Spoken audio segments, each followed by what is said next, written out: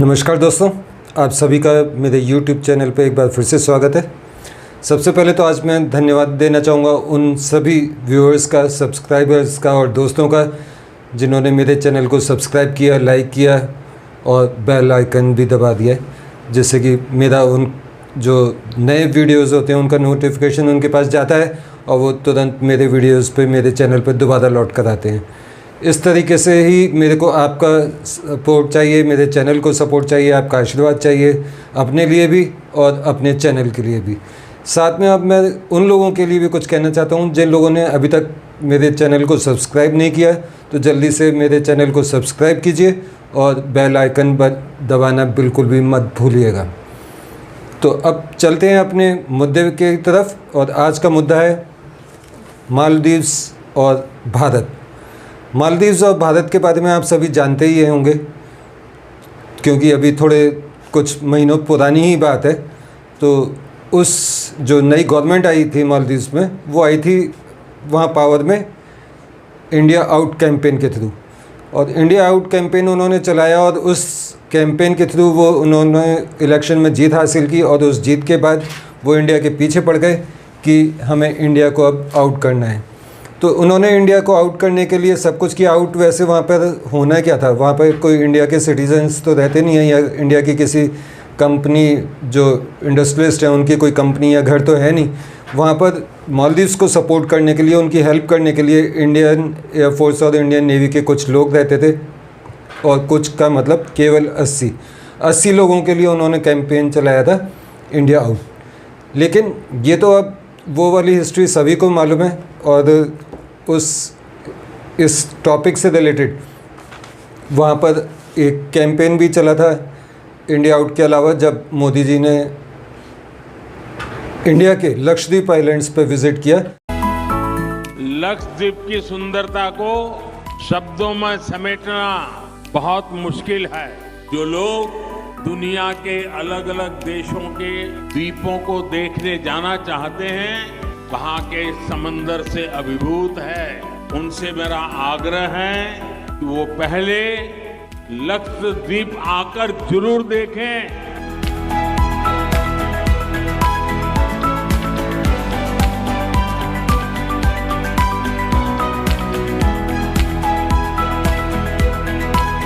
तो इंडिया में कैंपेन चला था बायकॉट मालदीव्स।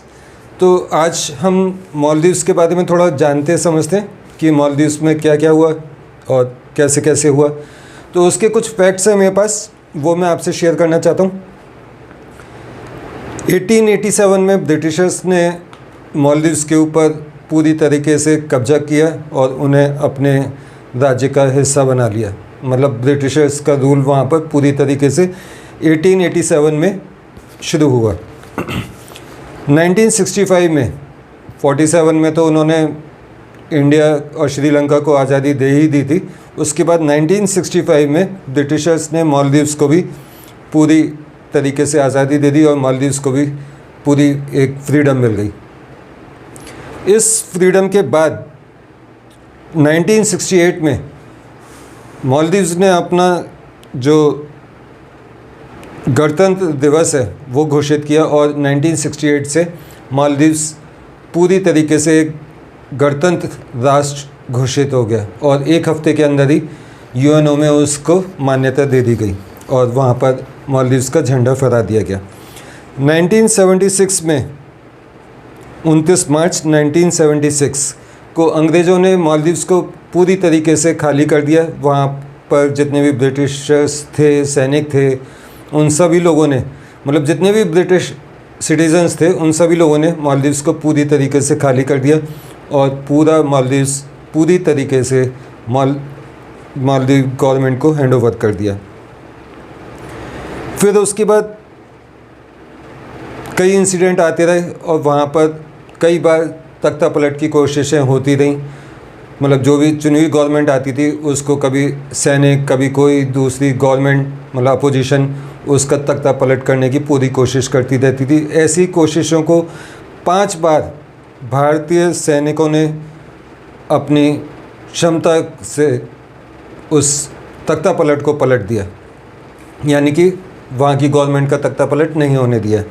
तो 5 बार तो ये हेल्प की। इसके अलावा कई बार वहाँ पर जैसे पीने के पानी की कमी पड़ जाती है, कभी दवाइयों की कमी पड़ जाती है, और कभी खाना पीना कम हो जाता है। और जो सुनामी आई थी उसमें भी पूरा मालदीव्स बर्बाद हो गया था, उसको भी डेवलप करने में इंडियन गवर्नमेंट ने बहुत हेल्प की। साथ में इंडियन गवर्नमेंट फाइनेंशियल हेल्प भी देती थी, कभी लोन कभी एड। और हाल ही में अभी कुछ साल पहले ही इंडिया ने फ्री में एक या 2 एरोप्लेन भी दिए थे, कोस्ट गार्ड वाले टाइप के, जो केवल ज़्यादा लंबी दूरी की उड़ान नहीं उड़ते और वो समुद्र में अपनी सुरक्षा करने के लिए, देखभाल करने के लिए कि कौन आ रहा है कौन जा रहा है, ये सब चेक करने के लिए। फिर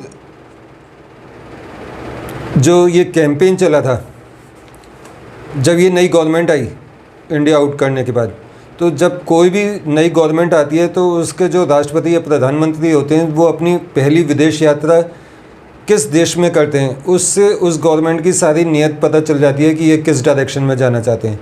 तो मालदीव्स के जो राष्ट्रपति हैं मोइज़ू, उन्होंने अपनी पहली यात्रा टर्की की और दूसरी यात्रा चीन की। और इंडिया तो खैर आउट था ही, उस सीन से तो इंडिया का कहीं कुछ उसमें नामो निशान नहीं था। यानी कि वो अब इंडिया से अपनी दोस्ती छोड़कर टर्की, जो एकदम कट्टर मुस्लिम कंट्री है, और दूसरा चाइना, इन दोनों की तरफ अपना झुकाव करने लगे। फिर वो चाइना गए। चाइना जाके उन्होंने बहुत सारी कोशिशें की कि उन्हें लोन मिले, ये हो वो, और चाइना ने वहाँ पर थोड़ा बहुत इन्वेस्टमेंट करना शुरू भी किया। लेकिन चाइना की तो आदत है डेब्ट ट्रैप में फंसाने की, तो उससे कई कंट्रीज़ ने मालदीव्स को आगाह किया और हुआ फाइनली यही कि 17 फरवरी 2024 को मालदीव्स बैंकक्रप्ट यानी कि दिवालिया हो गया। उसने अपने आप को दिवालिया घोषित कर दिया 17 फरवरी 2024 को। ये 17 फरवरी 2024 को मालदीव्स ने तो अपने आप को दिवालिया घोषित कर दिया, लेकिन इसके आसपास ही जो मोदी जी गए थे लक्षद्वीप, वो वाला सीन आ चुका था। और क्योंकि मालदीव्स ने कहा था इंडिया आउट, और वो पीछे पड़ गया था कि अपने 80 सैनिकों को भी लेकर जाओ, हमें पूरा खाली चाहिए without any Indian on Maldives island. तो गवर्नमेंट मोदी जी ने क्या किया कि जो सबसे ज़्यादा जो टूरिस्ट मालदीव्स जाते थे, तो मोदी जी ने सोचा कि इन टूरिस्ट को, क्योंकि मोदी जी खुद अपने आप में एक वर्ल्ड लीडर हैं और वर्ल्ड ब्रांड है, एक एम्बेसडर हैं, हर ब्रांड के वो कुछ भी कह देते हैं, वो एक तरीके से एडवर्टाइजमेंट की तरह ही हो जाता है। उन्होंने कुछ नहीं किया, उन्होंने एक सिंपल सी ट्रिप की लक्षद्वीप की, और वहाँ जाके कुछ वीडियोस बनाई, कुछ रिकॉर्डिंग बनाई, और उस रिकॉर्डिंग्स में उन्होंने लक्षद्वीप इंडियन सिटीजन्स को विदेशों में ना जाके लक्षद्वीप घूमने आने की रिक्वेस्ट की। और ये वीडियो वायरल हो गया और लोग बाग इस पर रिएक्ट करने लगे, ट्रेंड करने लगा। इस ट्रेंडिंग से बौखलाकर जो मालदीव्स वहाँ के 3 मिनिस्टर्स ने एंटी इंडिया, एंटी मोदी और एंटी हिंदुज़म के लिए अपने ट्वीट्स किए। उन ट्वीट्स के बदले में गवर्नमेंट ने तो कोई एक्शन नहीं लिया, लेकिन जो इंडियन सिटीज़न थे, जो राष्ट्रभक्त थे, देशभक्ति से प्रेरित थे, उन लोगों ने एक ट्रेंड चलाया #बायकॉट मालदीव्स। और उस ट्रेंड के कारण जो मालदीव्स में टूरिस्ट जाते थे इंडिया से, उसमें जनवरी में 20% की कमी आई और फरवरी में 40% की कमी आई। हालांकि कुछ इंडियन गए होंगे, इसीलिए जो 60% है वो तो इंडियंस का ही है। मतलब अगर 100 भारतीय जा रहे थे तो 60 तो उनमें से गए फिर भी। तो अब ये 60 उनकी अकल, अब उनकी सोच और उनकी देशभक्ति पर निर्भर करता है कि उन्हें मालदीव्स के अलावा और कोई जगह नहीं मिली जब ये ट्रेंड चल ही रहा था और इंडियन चाहते थे कि बायकॉट मालदीव्स किया जाए।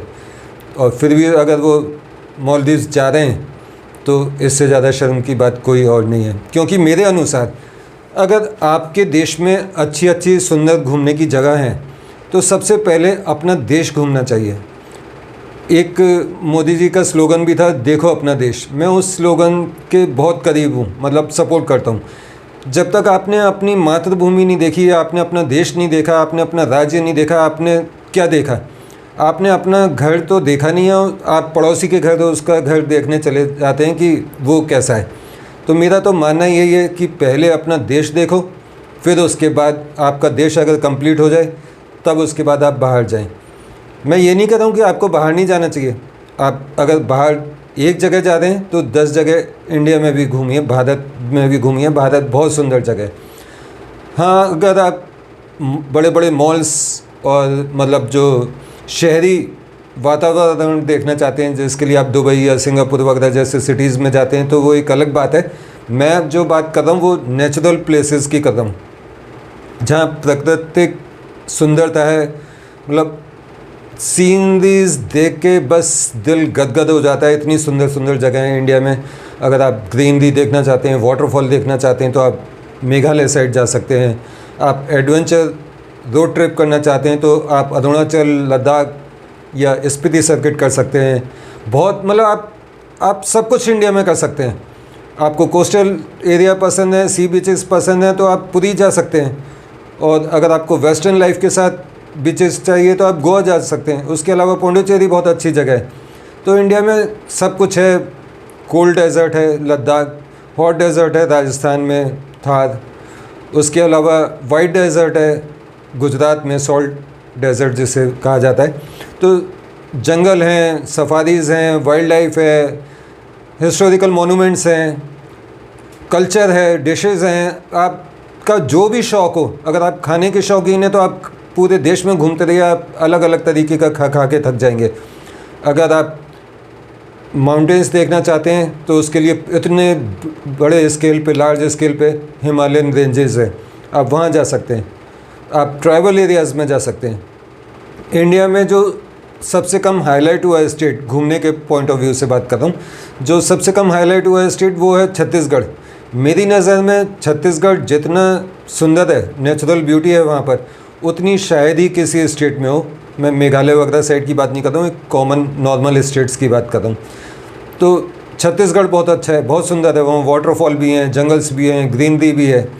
और सबसे बड़ी बात जिसके ऊपर बहुत ही कम लोग सोचते होंगे कि छत्तीसगढ़ का नाम छत्तीसगढ़ क्यों पड़ा, तो 36 का मतलब 36 और गढ़ का मतलब फोर्ट। वहाँ 36 फोर्ट थे, इसलिए उस स्टेट का नाम छत्तीसगढ़ पड़ा।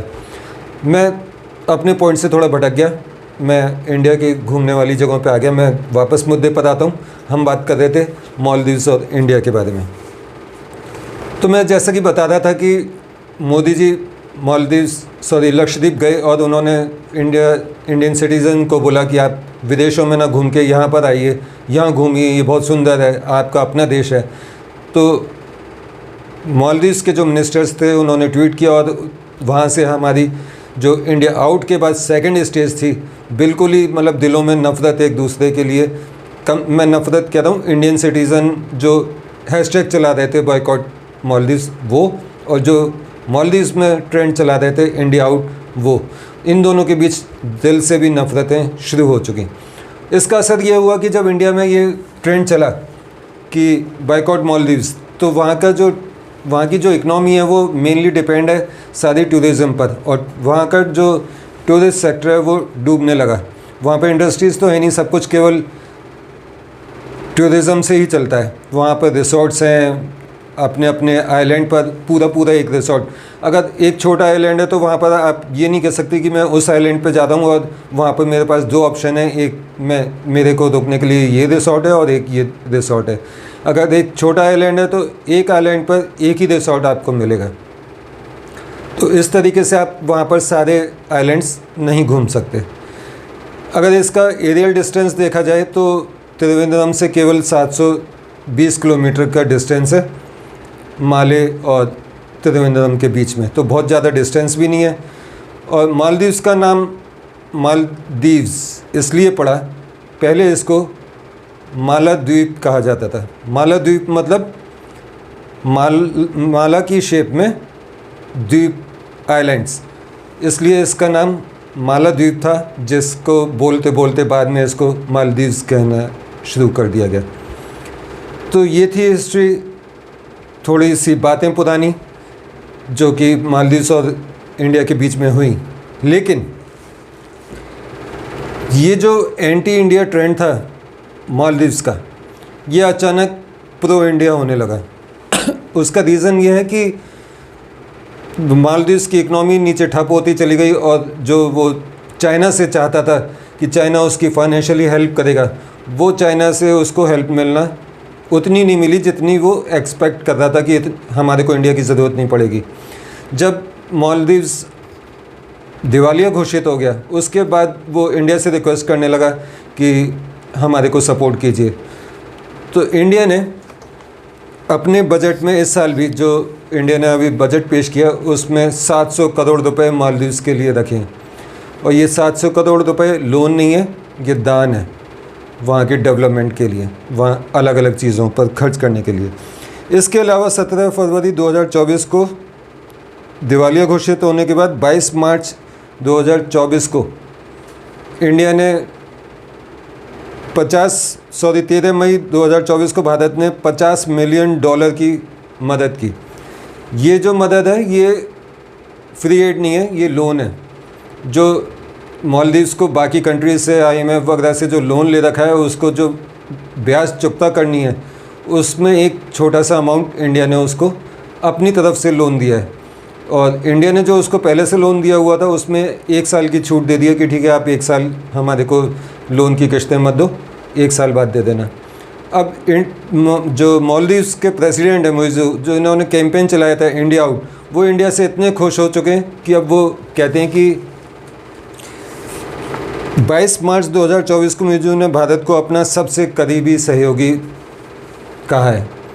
और तो और जो अभी ये 26 जुलाई गुजरी है 2024 की, उस दिन वहाँ पर उनका इंडिपेंडेंस डे मनाया जाता है। और उस अपनी इंडिपेंडेंस डे की जो स्पीच थी उसमें मोइज़ू ने खुलकर भारत की तारीफ़ और शुक्रिया अदा किया है।